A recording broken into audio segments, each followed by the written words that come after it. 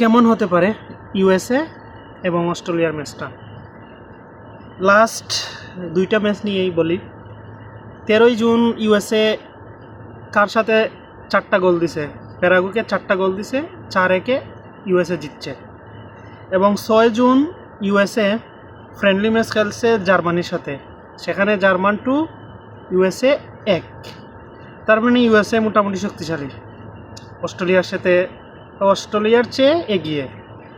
14ই June 2026 Australia তুর্কিকে 2 গোল দিছে।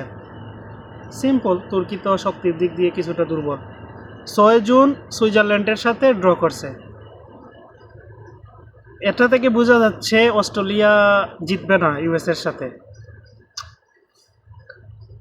এখন last দুইটা ম্যাচ হয়েছে ইউএসএ এবং অস্ট্রেলিয়ার মধ্যে।